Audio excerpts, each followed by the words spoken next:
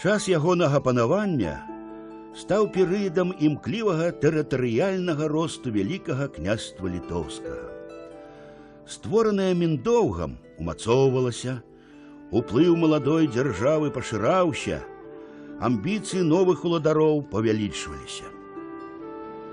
Пасля смерці Віценя велікакняжскі пасад у 1316 годзе заняў ягоны сын Гедымін.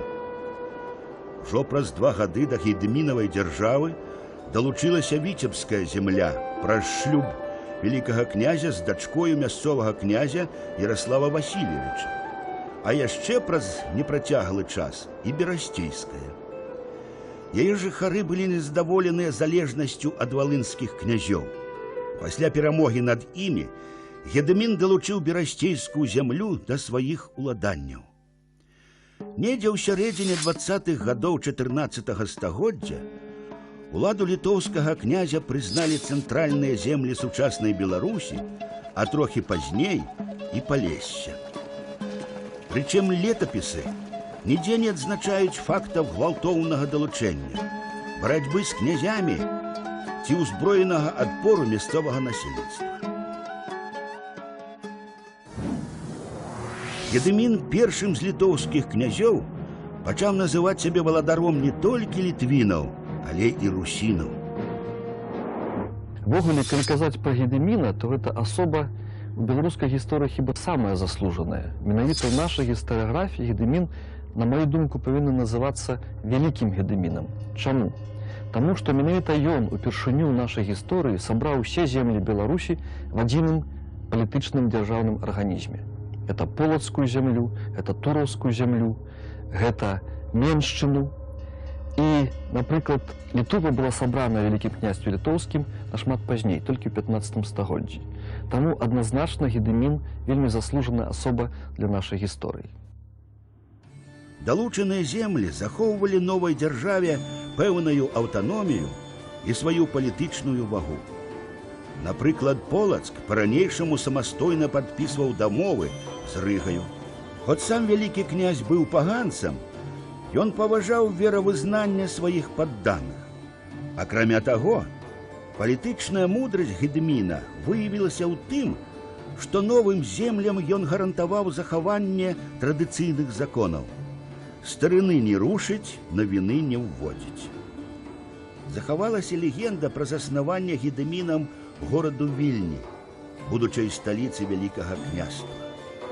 У ёй апавядаецца, як аднойчы князь выправіўся ў тыя мясціны на паляванне.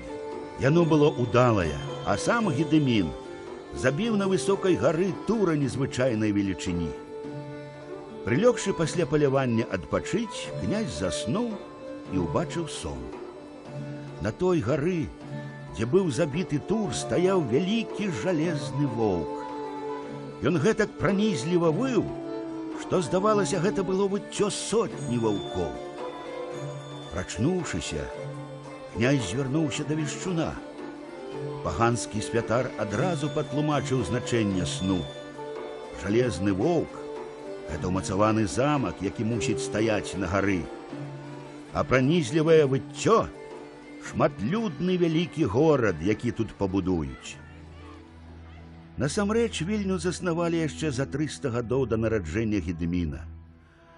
У 14 стагоддзі яна была ўжо даволі вялікім месцам, але менавіта Гедымін у 1323 годзе перанёс у Вільню сталіцу вялікага княства літоўскага. Перад Гедымінам увесь час ягонага княжання стаяла пытанне спынення нямецкай агрэсіі. У такой сітуацыі ён пайшоў на важны дыпламатычны крок. У 1322 годзе Гедымін звяртаецца з лістамі да папы рымскага Іоанна 22, а таксама да нямецкіх гарадоў і каталіцкіх ордэнаў. У гэтых лістах ён абяцае прыняць хрысціянства і запрашае перасяляцца ў ягоныя землі рамеснікаў, земляробаў і купцоў. Гэты зварот часова палепшыў палітычнае становішча дзяржавы. Паміж ордэнам і Гедымінам нават была падпісана дамова аб замірэнні. Але абодва бакі разумелі, гэта часова. Каб разам супрацьстаяць крыжакам, Гедэмін ідзе на збліжэнне з Польшчаю. У 1325 годзе паміж княствам і каронаю заключаецца хаўрус, замацаваны шлюбам дачкі вялікага князя Альдоны Ганны з Казімірам, сынам польскага караля Уладзіслава. Гедэмін пашырае свой уплыў далёка на поўдзень. Ужо ў 1324 годзе ён авалодвае Кіевам і пакідае там на пасадзе свайго брата Фёдара. У залежнасць ад Гедэміна трапляе і Смаленск.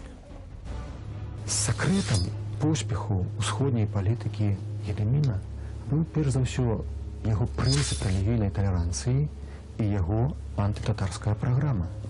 Калі князь Владзімірскі, а пазней маскоўскі, быў фактычна стаўленнікам Залатой Арды, выконваў даручэнні і пацвярджэнні атрымліваў у Залатой Ардзе, то Гедэмін выступаў з праграмай альтэрнатыўнай, антытатарскай, і рурыкавічы, усходнерускія князі, бачылі ў Вільні пазітыўную альтэрнатыву. Невыпадкова Залатая Арда у 1330-х годах, заўважыўшы такую небяспеку ва ўмацаванні Вялікага княства Літоўскага, перайшла да свядомай палітыкі падтрымкі Масквы як супрацьвагі Вялікаму княству. Значных поспехаў дасягнуў Гедэмін і на ўсходзе. Антытатарская палітыка і рэлігійная талерантнасць прываблівала князёў з далёкіх земляў усходняй Русі. Каб захаваць самастойнасць, паўночныя княствы Русі звярталіся па дапамогу да літоўскіх князёў. Гэта сур'ёзна непакоіла Залатую Арду.